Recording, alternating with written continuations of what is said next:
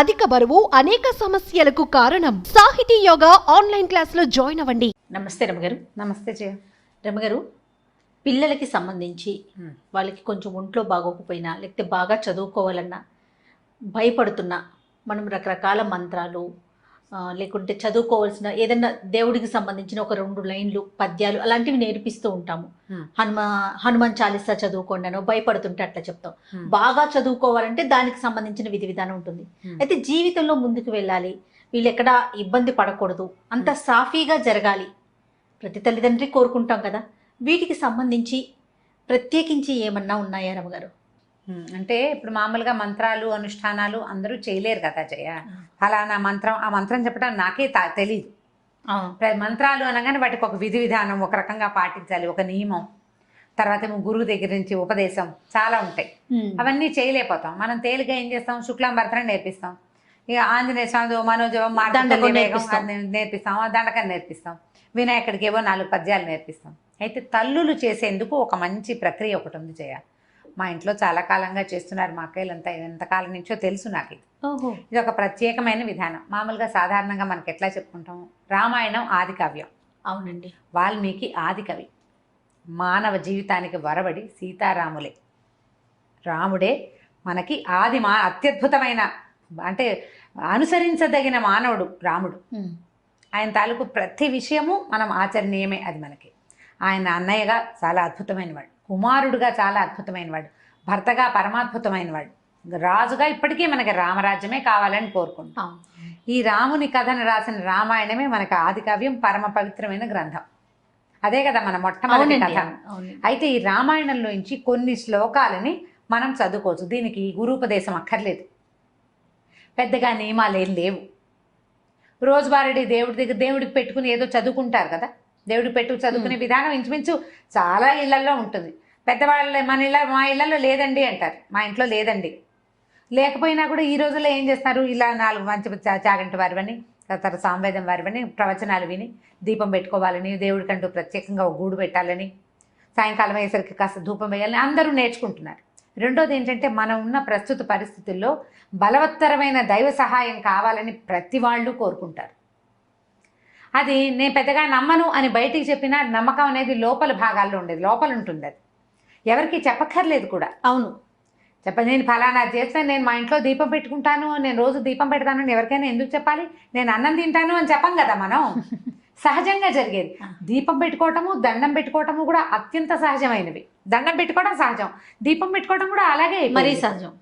అది అలాగే అయిపోయింది. ఇప్పుడు దీపం పెట్టుకోకపోయినా ఒట్టిగా ధూపం వెలిగించిన, అగరవత్తి వెలిగించి దేవుడి పటం, ఏదైనా ఒక రాముల వారి పటము, ఒక వెంకటేశ్వర స్వామి పటము లేని ఇల్లు ఉంటుందా? హిందువుల ఇళ్లలో ఉండదు. ఎవరో ఏదో ఒక స్వామి దేవాలయం ఖచ్చితంగా ఉంటుంది.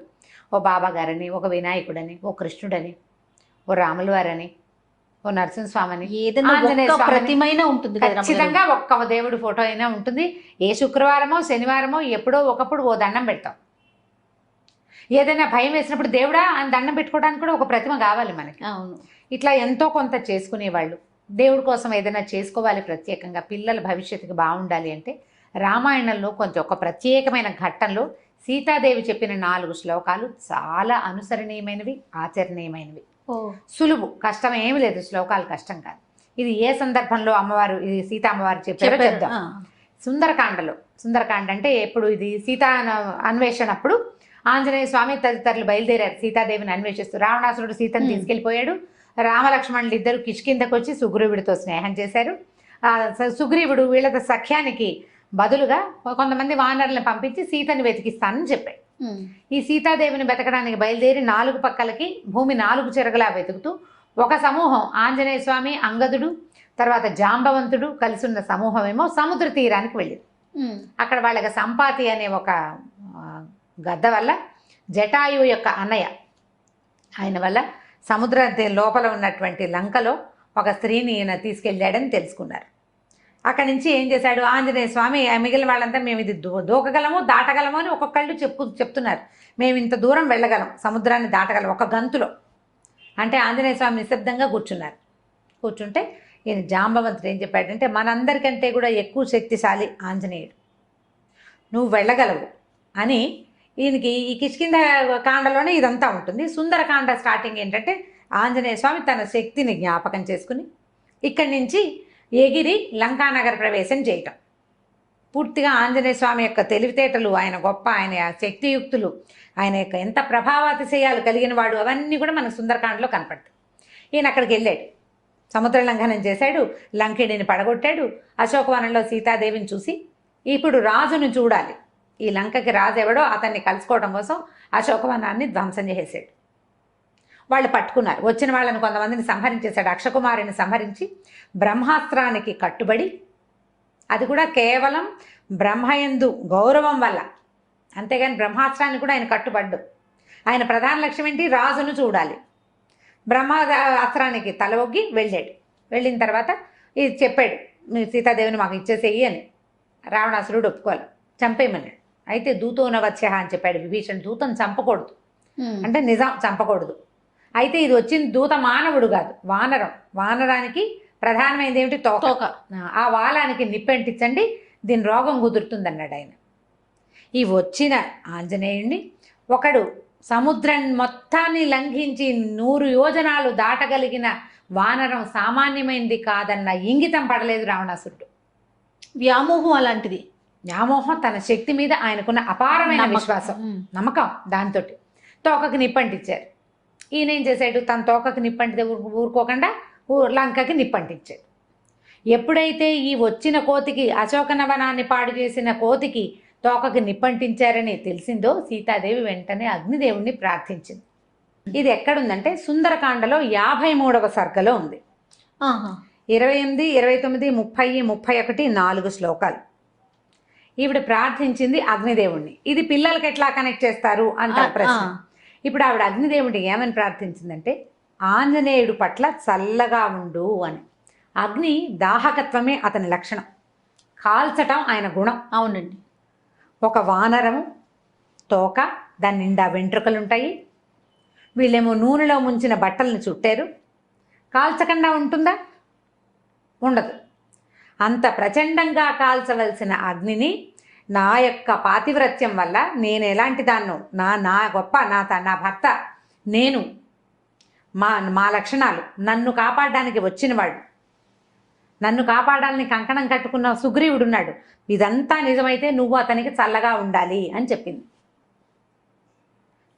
రాముడి గురించి చెప్తుంది. యద్యస్తి పతి శుశ్రూష యద్యస్తి చరితం తపః యది చాస్యేకపత్నీత్వం శీతోభవ హనుమత అని.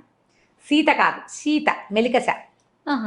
యద్యస్తి పతి శుశ్రూష, నేను నా భర్తకి శుశ్రూష చేసి ఉంటే, యద్యస్తి చరితం తపః, నేను చేసిన తపస్సు ఏదైనా ఉంటే, యది చాస్ ఏకపత్నీత్వం, నా భర్త ఏకపత్ని వ్రతుడైతే, సీతోభవ హనుమత, ఆంజనేయుడికి చల్లగా ఉండు అని.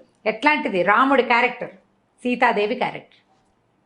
భగవంతుడు, భగవతి, దేవుడు, దేవి, వాళ్ళ యొక్క గొప్పతనమే ఇందులో ఉంది.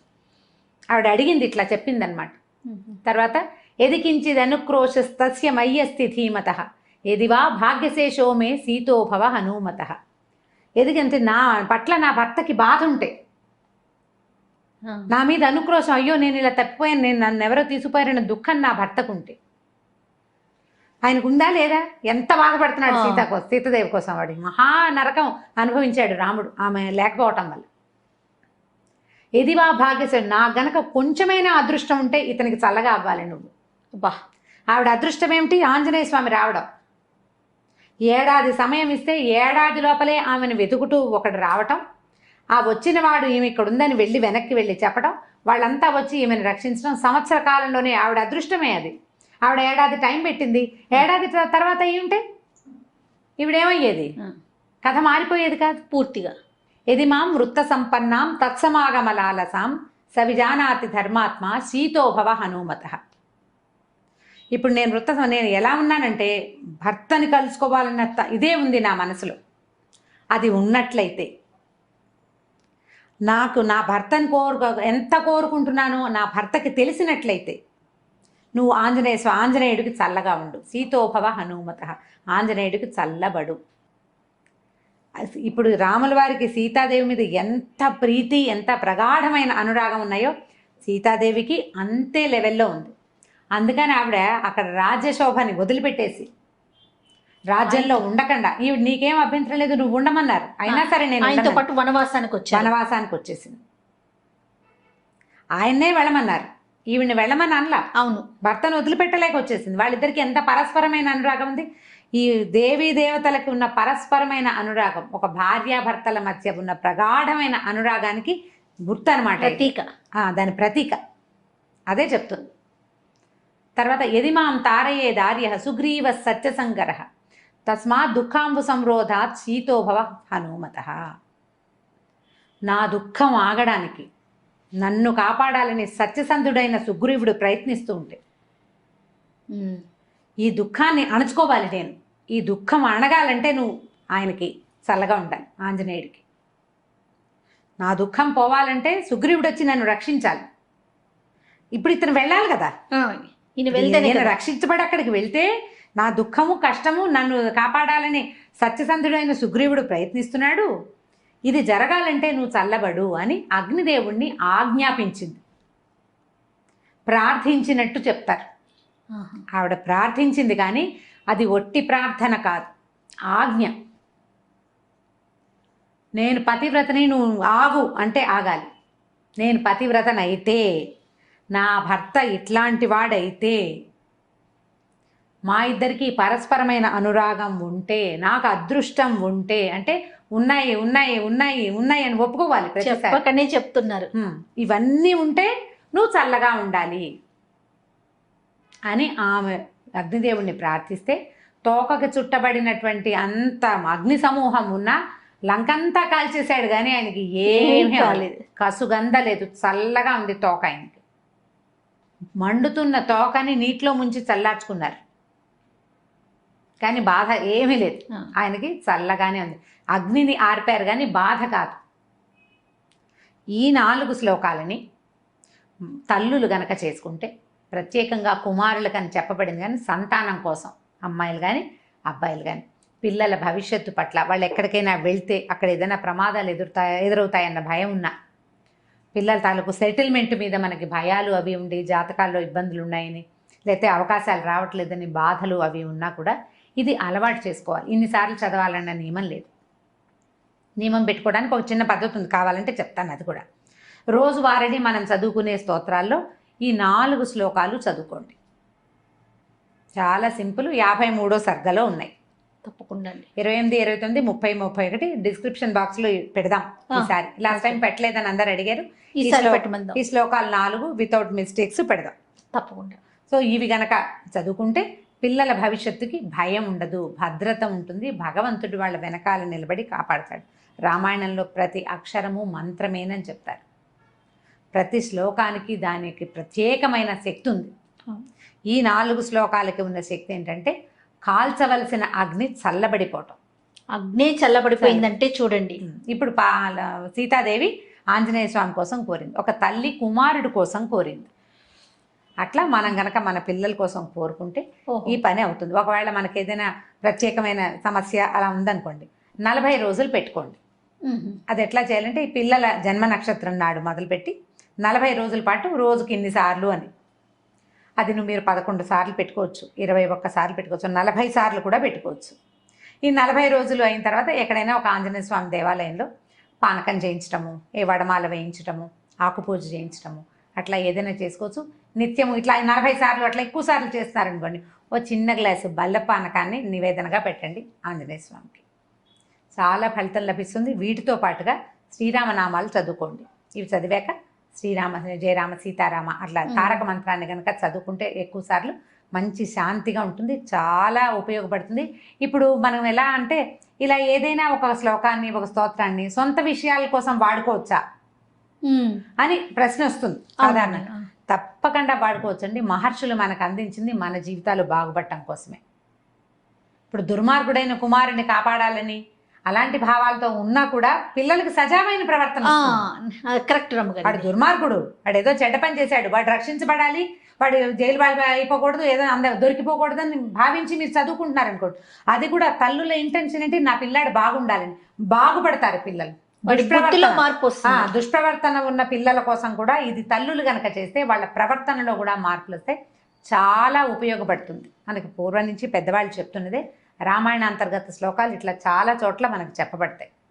ఇది ఎక్సలెంట్గా పిల్లలకి సహాయకారిగా ఉంటుంది, తల్లులకి మనోధైర్యాన్ని ఇస్తుంది. ఆలోచించి చేసుకోండి నిదానంగా. చాలా అద్భుతమైన విషయం చెప్పారు రమ్మగారు. నమస్తే. నమస్తే జయ.